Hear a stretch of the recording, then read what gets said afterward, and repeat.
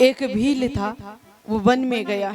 भीलों का काम क्या होता है, वनवासी है तो उसके पास खेती तो होती नहीं, वन के वन्य जीवों को मार के खाना और अपने परिवार का पेट भरना। वन में गया, सारे दिन घूमा पर उसे कहीं शिकार नहीं मिला। सांझ के समय उसने देखा कि एक हिरन जो है वे घर के तरफ कहीं वापस जा रही है। इसने सोचा कि दिन भर तो मिला नहीं, सांझ के समय मिला तो यही ठीक है, घर वाले परिवार वालों के आज का भोजन हो जाएगा। जैसे ही बाण छोड़ने लगा, उस हिरनी ने कहा, रुको, ठहरो। मनुष्यवत बोला, तुम मुझे मत मारो, मेरे परिवार वाले सब, मेरे बच्चे लोग मेरी राह देखते होंगे, मैं उनको बता के तो आऊं, तब तुम मुझे मारना। मैं आऊंगी जरूर, तुम मुझे मारना और अपना भोजन बना लेना। उसने कहा कि मैं कैसे मान लूं, सारे दिन में घुमा, मेरे परिवार वाले भी तो भूखे हैं, मैं तुझे मार के ले जाऊंगा, उनको खिलाऊंगा, तू नहीं आई तो मैं क्या करूंगा। हिरनी ने कहा, मैं वचन देती हूँ, मैं वचन देती हूँ, अपने परिवार से मिल के आऊंगी। और फिर वो हिरनी जो थी वह अपने परिवार के पास में गई। देखते देखते बहुत समय हो गया।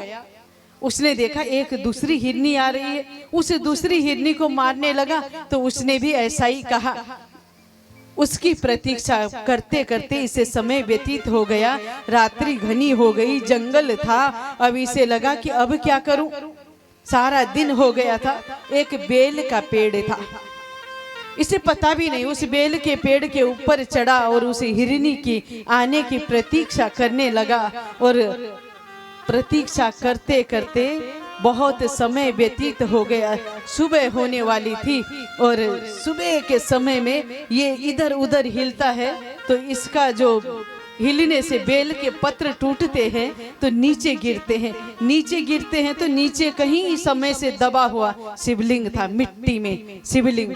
और इसका जो भोजन तो इसके पास था नहीं, पानी पीने का एक चमड़े के उसमें पहले शिकारी लोग पानी डाल के ले जाते थे, तो उसमें इसने पानी डाला हुआ था। अब धीरे धीरे पत्ते गिरते हैं और छलक के पानी भी इसका नीचे गिरता है। और जैसे ही पानी गिरा और पत्ते गिरे, उस दिन शिवरात्रि थी। जाने अनजाने भगवान शिव का जो है इसको पूजा करने का फल प्राप्त हो गया। और यहाँ ये जो हिरनी थी ना, घर अपने सब परिवार को बताया। परिवार वालों ने कहा, तू क्यों मरेगी, मैं मरूंगा।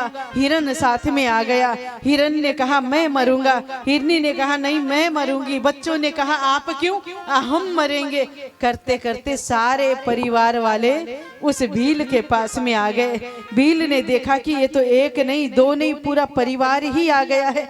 भील से उन्होंने कहा, तनिक देर हो गई, माफ कर दो, पर आप हम में से हमें मार के अपने परिवार का पेट पाल लो, हम अपने वचन के अनुसार आपके पास आ गए हैं। तो यहाँ पे भील का जो था रात्रि भर उपवास हो गया था, बेल पत्र झड़े और वो पानी जो था जल की तरह गिरा शंकर की पिंडी में, उससे शिवरात्रि का व्रत जैसा हो गया।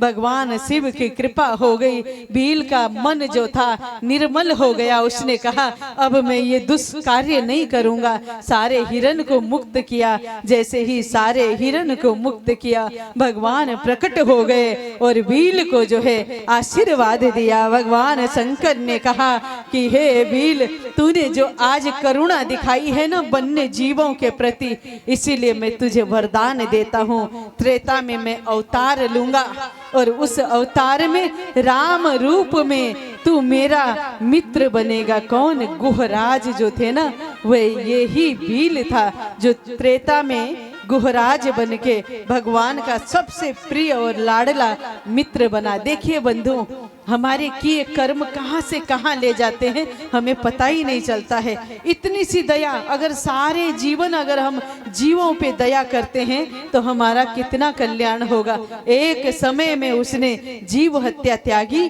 तो उसका कल्याण हो गया। इसीलिए हम कभी गरीब कभी अमीर होते हैं ना, अपने जन्मों जन्मों के पुण्य और पाप के कमाइयों के कारण ही गरीब और अमीर होते हैं। इसीलिए सोचना कि हम जैसा करते हैं वैसा पाते हैं। इसीलिए जो देता है सो पाता है। दिन नीके बीते जाते हैं। इस नीके दिनों में क्या करना है?